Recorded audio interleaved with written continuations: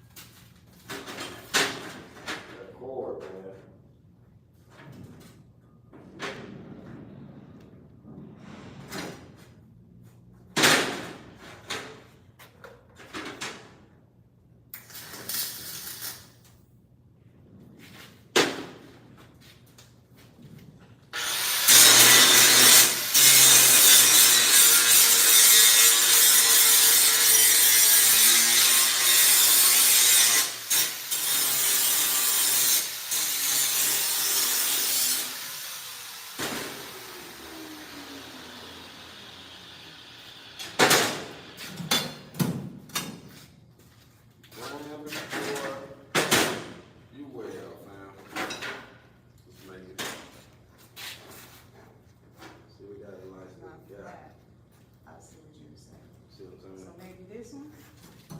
No, I know that one right there. I know this one off here.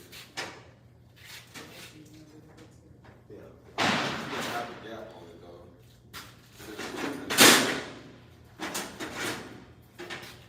Should have did this one.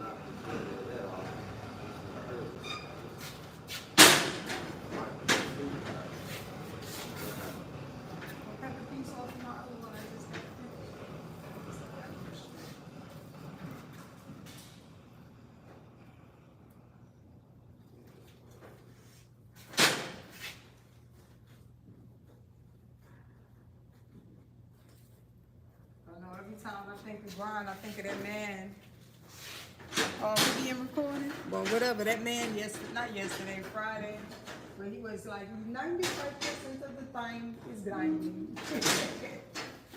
Yeah, because they have to grind out. Any errors, any mistakes or whatever, yeah, and then we do it again. And you gonna always have that when you're making a product anyway. You're gonna have to grind.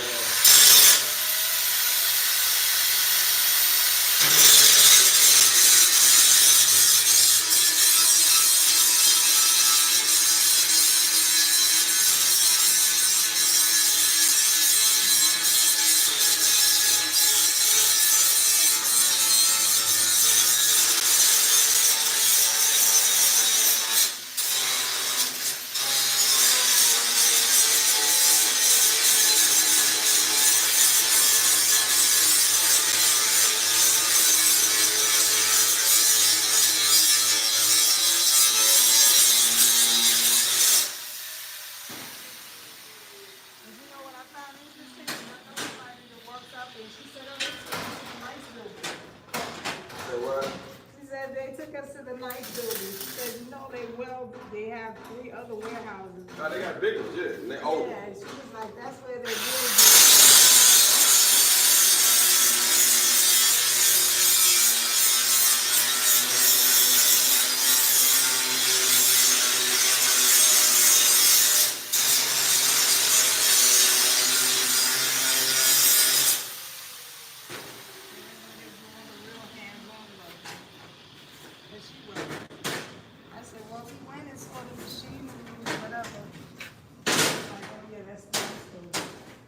Yeah, that's the best one out of them.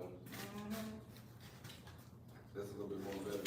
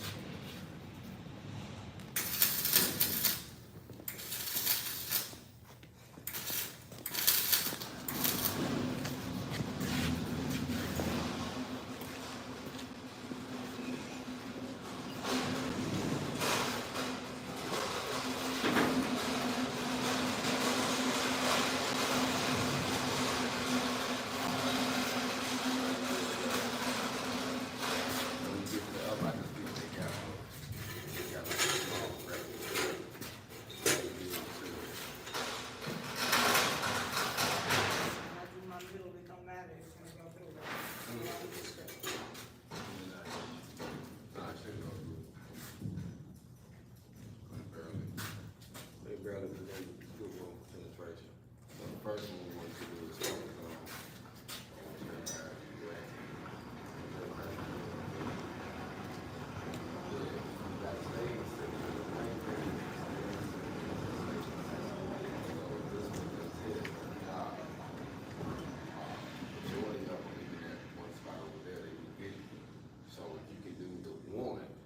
one, two, three because I do that because majority of them gonna have you do more than three, but if you can do multiple passes, it's nothing. But doing that one, making it cosmetically correct is the goal. Because most of them gonna hire you in that first pass. You know what I'm saying? So that's what I wanna focus on. So when we get ready to do this one, I literally want you to start like that. Come here and focus on that. It was about 6 inches. That was a visual test.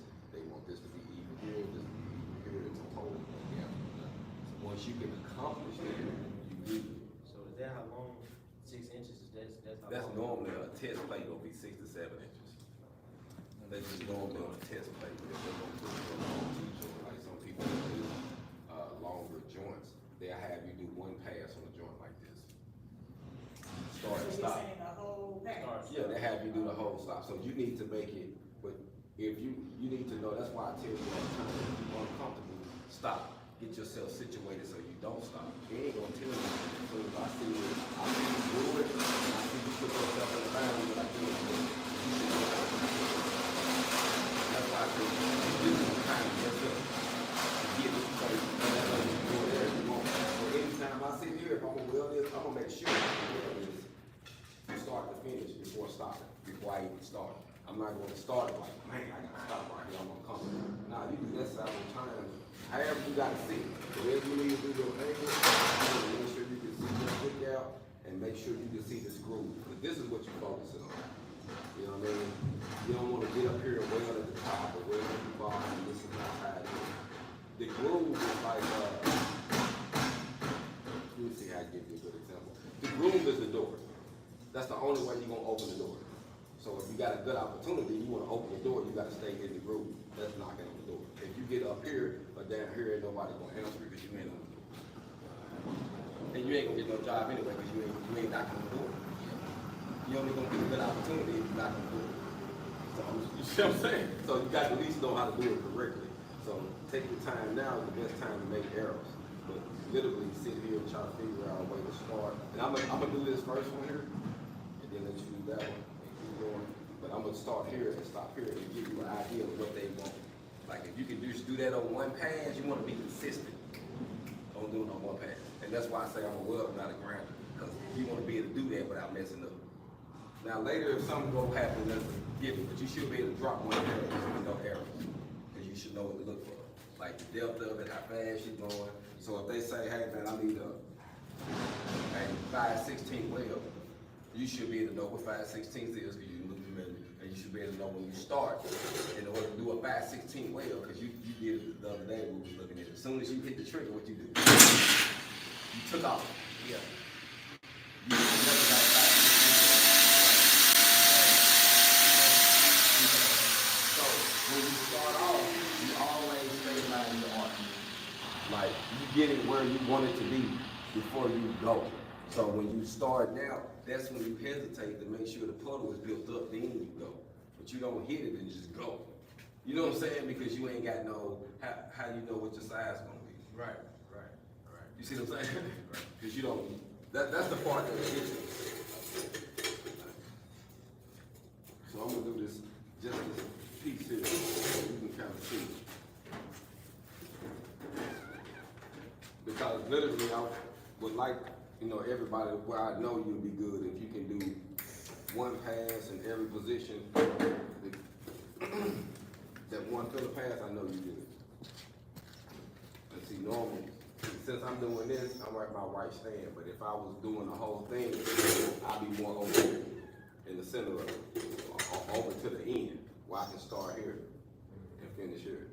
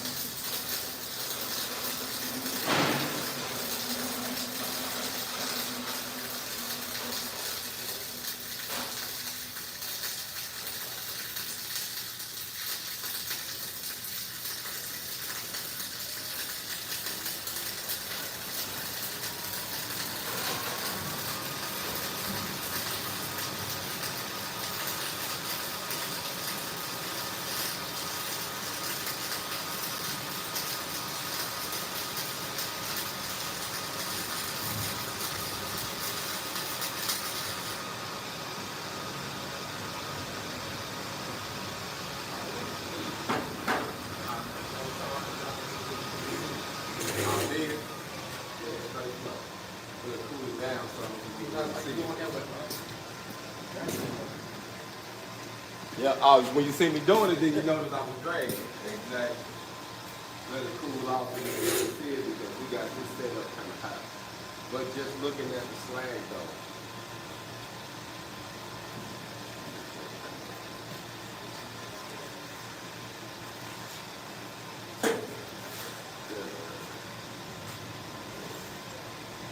Just look at the slag though.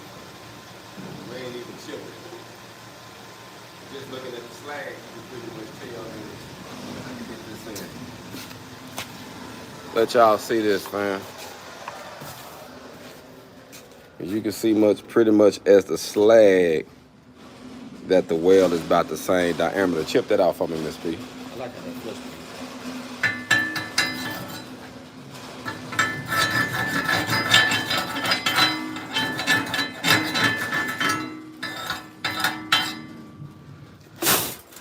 So we got some trash in there, but that's the same. That's the size. You see it ain't no roll at the bottom. You know how when you did that, you had that roll at the bottom? That's the main thing that we looking at is the bead size. And that this has some trash in it. But that's like the perfect size. Perfect size. You know, minus the trash. But that's the perfect size though. We're gonna watch you do it now, Miss P. Let you check in. We're gonna watch her do it now. We're gonna watch you do it now, P.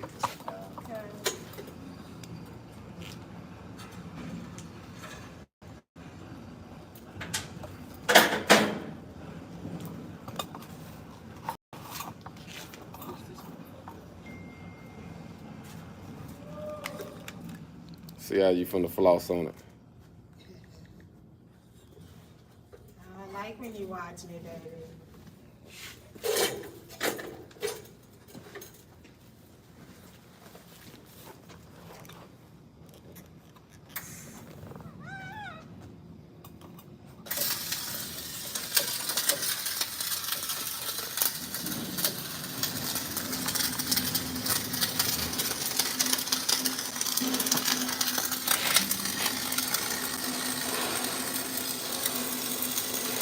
Go down, you at the top, Miss P. Yep, that's the center. Go down. Yep, that's it right there.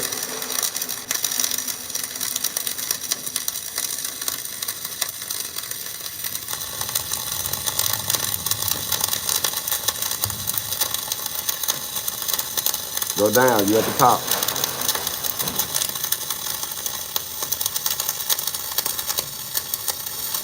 You still at the top. Now you in the center. You went back to the top.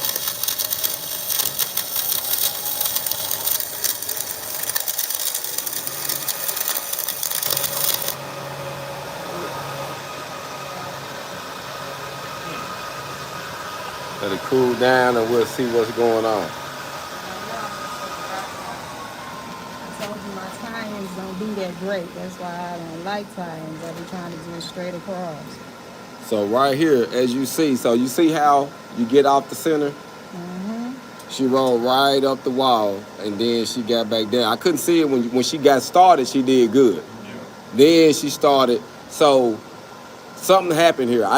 You behind the lens. What happened from here to here? Let us know.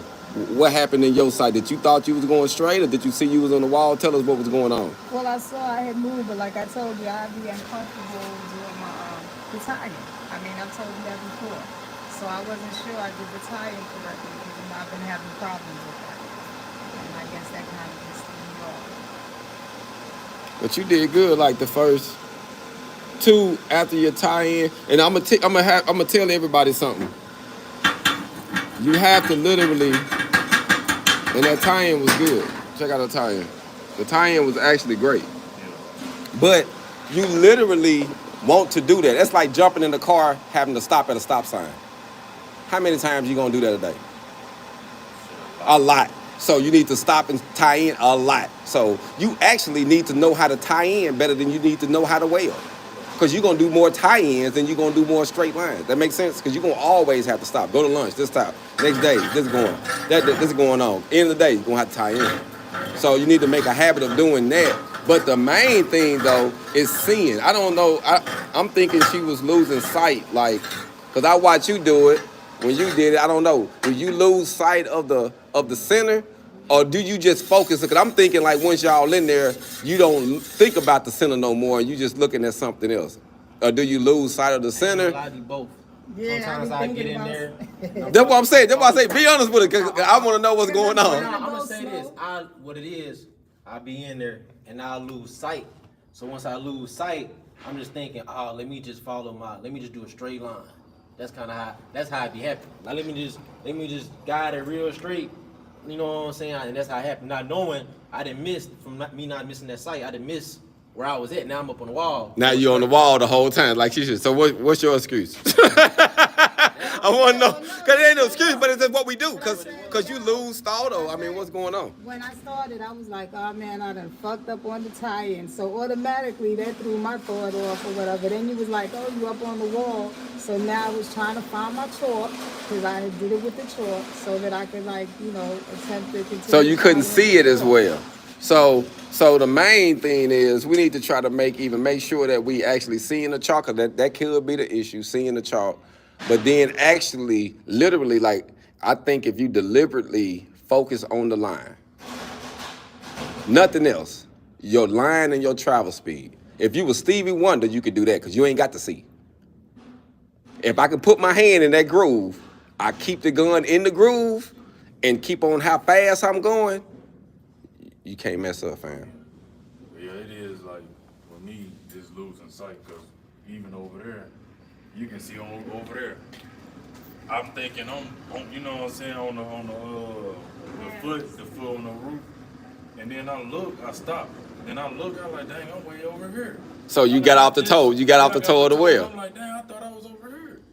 Then I did it again. I'm like, am I going too fast? But see, sometimes I'm gonna keep it real. A lot of times when you have a lot on your mind when you're doing this, you can get sidetracked. Like if you thinking about other things, because I done did it before. You know how you got something going on in your mind, you get to going and you think about something else, and then you come back to reality. And you did that, you're going, and my mind just went. I'm like, man, I just went out of space. I don't even know where I'm at right now. Now I just say, that's why I say when you do that, just stop. Because 9 times out of 10, you're going to be going up. You don't know what's going on. In your mind, you thinking you straight. You looking up the wall, you get an S. Yeah, the mind wonder. So you literally have to look at it. Let's come over here and check him out. I'm going to go and finish that rest of that one, Miss P, so I can come over there and check you out. See where he at over here. You can see on mine, I thought I was over there.